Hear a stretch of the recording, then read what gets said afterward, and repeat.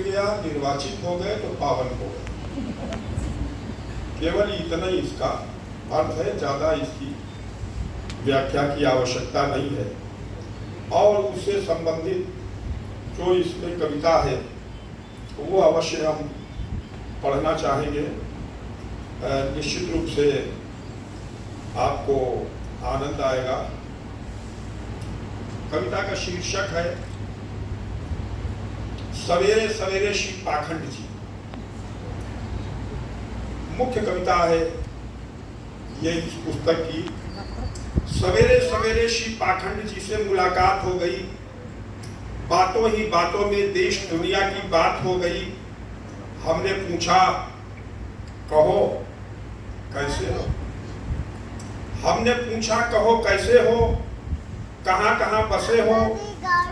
पाखंड ने हाथ जोड़ते हुए बताया हम यहाँ हैं, हम वहां हैं।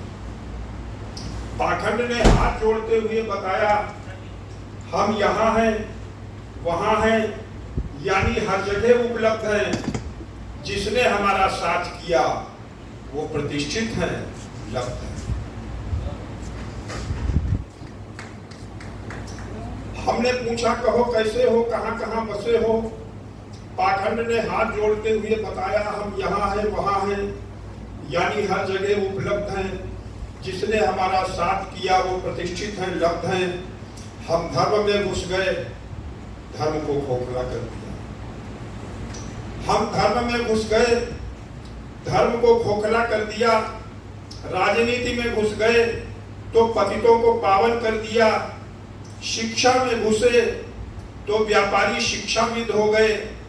व्यापार में घुसे तो असली सामान बाजार से ही खो गए।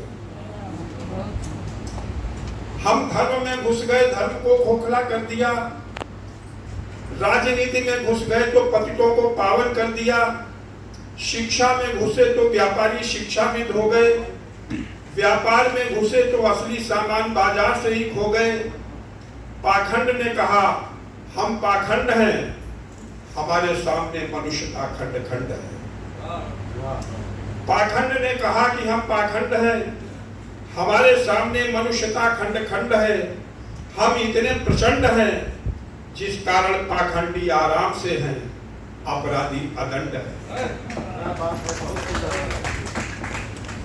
पाखंड ने आगे कहा हम पाखंड हैं, हमारे सामने मनुष्यता खंड खंड है। हम इतने प्रचंड हैं जिस कारण पाखंडी आराम से हैं, अपराधी अदंड हैं। हम खादी में हैं तो नेता हैं, केसरिया में साधु हैं, संत हैं। हम खादी में हैं तो नेता हैं, केसरिया में साधु हैं, संत हैं। सफेद हैं तो फादर हैं, मुफ्ती हैं, इमाम हैं। सबके एक जैसे हमाम हैं।